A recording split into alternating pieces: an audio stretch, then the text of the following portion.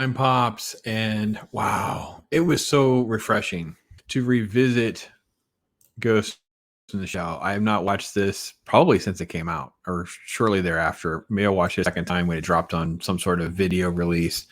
I have not watched it, man. I tell you what, it's like the spiritual sequel to Blade Runner, and it's like the prequel to Matrix and like surrogates. It's like cybernetics and the singularity, and man, so good, so ahead of its time. Like it really, really is so much fun. It's so good. Tell you what, the story is so tight that this concept of AI and consciousness hacking, all these things were so innovative for their time. Like it was a very big level up when we saw this film and was really experiencing it. I will say that the one thing that really took me back when I was rewatching this film that I enjoyed the most was how super cool the animation is, the concepts of the fight scenes, the depth of the characters.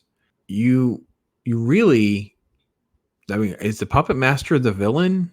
Like the puppet master becomes a character that you're loving and rooting for, and then of course the way the ending is thrown together, it's like it's such an interesting juxtaposition of where you are in the early part of the film with where you end up. And again, this is only like a little over 80 minutes, so it's so tight and fast. You have these big fight scenes at times with these nice, cool angles, and the animation is so good and detailed.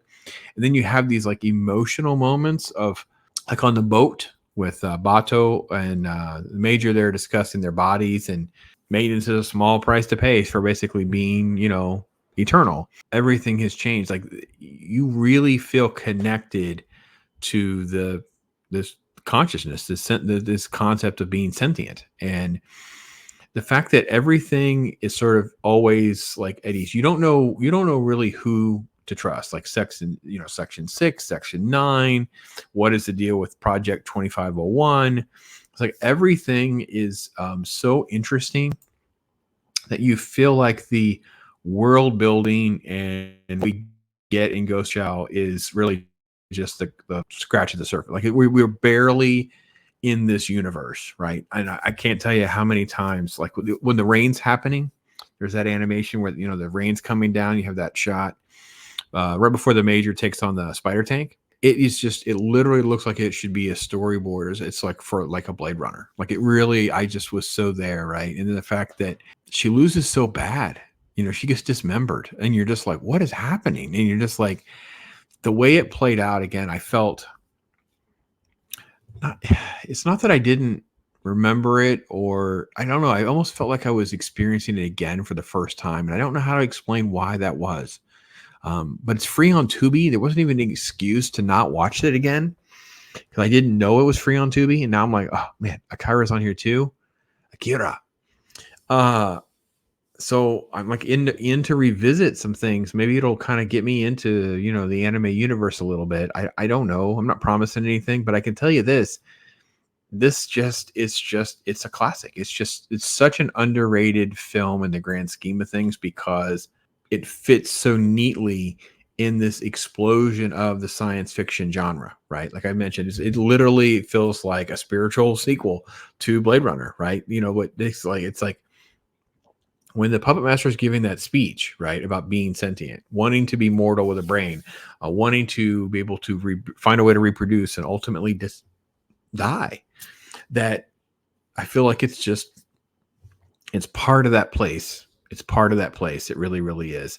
Um, and I do love the philosophical, metaphysical sort of conversations that are taking place here, right? And then you have this being juxtaposed against the physical reality and the threat of these snipers moving in, right? Really loved it. I do love that. I love the twist. Of course, it's a black market. I can only get a child's body at the black market. I really, really love that part. I got to be honest. So, and it was this is such a great way to end because you feel like you're at a new beginning, a new way to move forward. There's no real set path that's sort of like is there, and you just kind of feel like, this is like in this sci-fi universe. It feels like something that is like at the spoke of the science fiction wheel, and you have connections to, you know, the synthetics and aliens, or HAL in 2001 and Blade Runner. And then of course we move towards the Matrix and surrogates and stuff later on. You feel like this film grappled with concepts and again, science fiction, that you could ask these hard questions about life and a soul, and then the digital universe, artificial intelligence, and is DNA likened to a computer code, and understanding and underestimating the importance of humanity in all of this. It's just something very, very special. Like I said, it's free on Tubi. If you haven't given it a watch, or you've never seen it, or you want to revisit it, I can't recommend it enough. It is a classic. The style is very interesting. The adaptation to live action, I've never seen. I don't even think after watching this, it makes me want to watch it. It makes me like probably not want to watch it, because I love this experience so much. I feel like if I were to watch that, it's going to be so bad that I don't. No, I don't want anything to taint it. It's so perfect. I don't want anything to mess it up, is how I feel. So anyway, that's my take on it.